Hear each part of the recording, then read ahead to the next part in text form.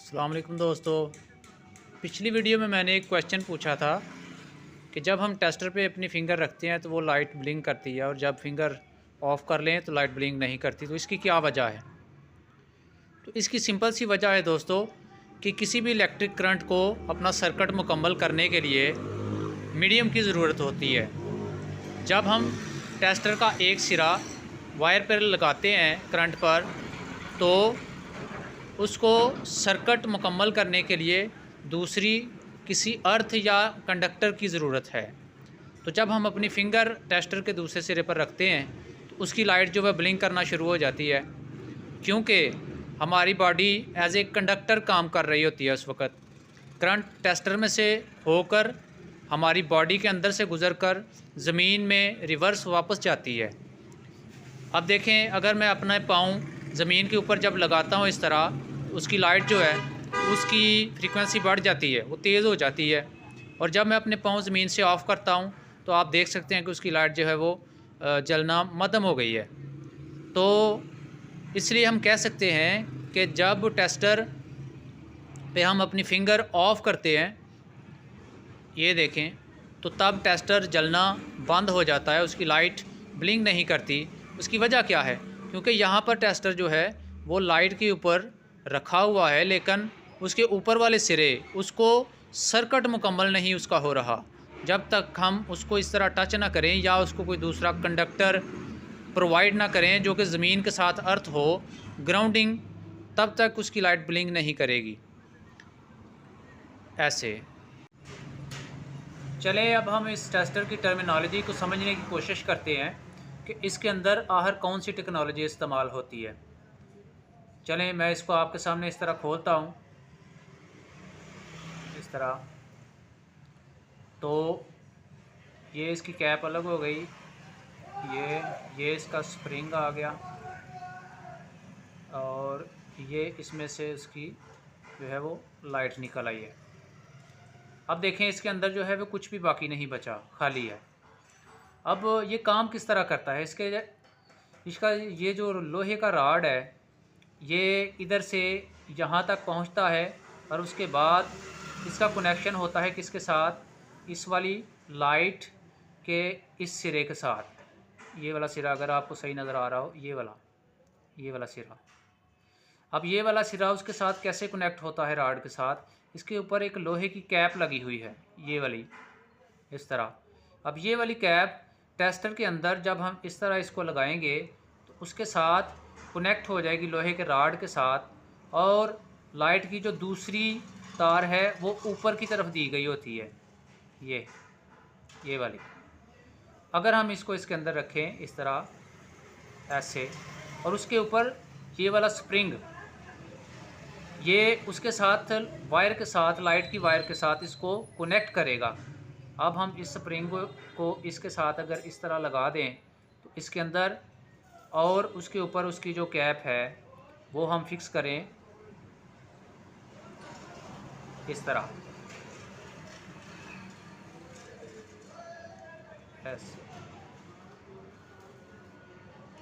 ये अब टेस्टर जो है अपनी दूसरी असल शक्ल में मुकम्मल हो गया है। अब हम फिर से इसको चेक करते हैं क्या वो वैसे ही काम करता है जैसे पहले हमने मुशाहिदा किया था।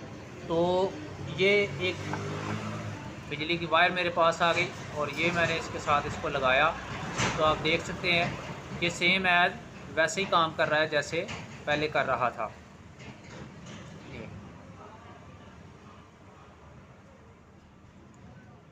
अब एक और चीज़ मैं समझाना चाहता हूँ आपको कि हमारी बॉडी कैसे कंडक्टर का काम करती है। एक और मिसाल के ज़रिए हम समझने की कोशिश करते हैं कैसे। ये मेरे पास एक इलेक्ट्रिक मीटर है, इसको हम एम्पेयर मीटर भी कहते हैं और वोल्ट मीटर भी कहते हैं। अब इसमें मुख्तलिफ वैल्यूज़ होती हैं रीड करने के लिए, जैसे कि इसके नीचे लिखा हुआ है ऑफ़, उसके बाद वी और उसके साथ सीधी लाइन लगी हुई है, शॉर्ट डॉट डॉट 3 डॉट लगे हुए हैं, और ऊपर फिर से वी और उसकी लाइन जो है वो टेढ़ी और तिरछी है। अब सबसे पहले समझने की आपको ये ज़रूरत है कि ये लाइन तिरछी क्यों है और उसकी सीधी क्यों है। देखें, ये जो करंट होती है एसी करंट, उसकी फ्रीक्वेंसी हमेशा तिरछी लाइन्स के ज़रिए शो की जाती है वेव की सूरत में। तो अगर आपने किसी भी मीटर पर एसी करंट चेक करनी हो तो मीटर को इस वाली वी पर आप सेट करेंगे। लेकिन अगर आपने किसी डीसी करंट को चेक करना है, किसी बैटरी की करंट या किसी और तरह की जैसे कि सोलर प्लेट्स वगैरह की, तो आप फिर इस वाले वी के ज़रिए उसको टेस्ट करेंगे।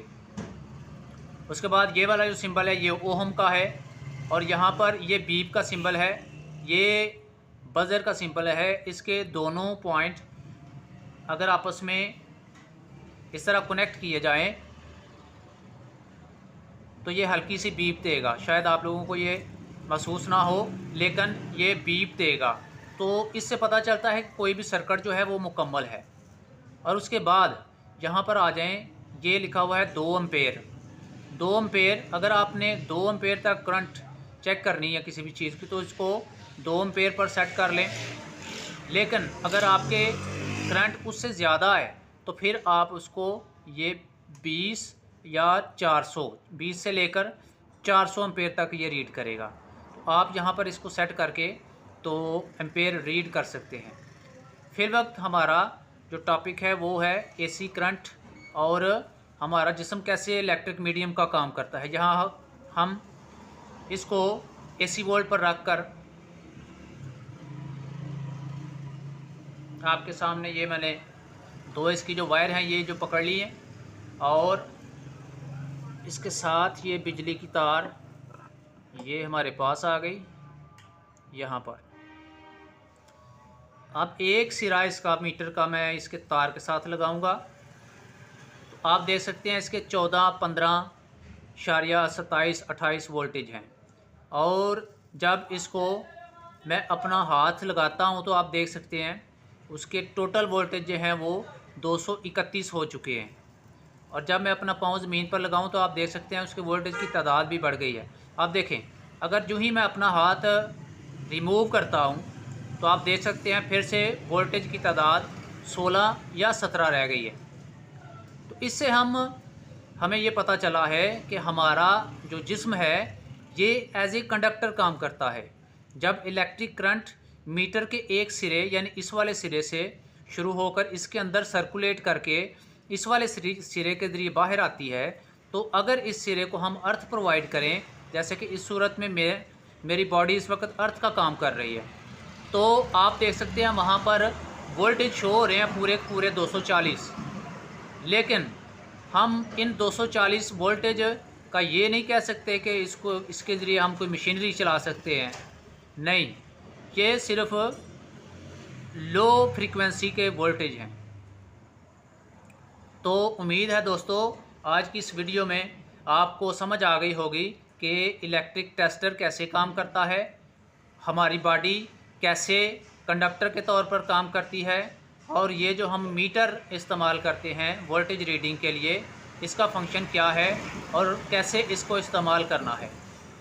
तो दोस्तों अगर आपको वीडियो पसंद आई हो तो इसको लाइक और शेयर ज़रूर कीजिए, चैनल को सब्सक्राइब कीजिए और बेल आइकन को ज़रूर प्रेस कर दें ताकि हमारी आने वाली लेटेस्ट वीडियो का नोटिफिकेशन आपको बर वक्त पहुंच जाए। नेक्स्ट वीडियो तक के लिए अल्लाह हाफ़िज़।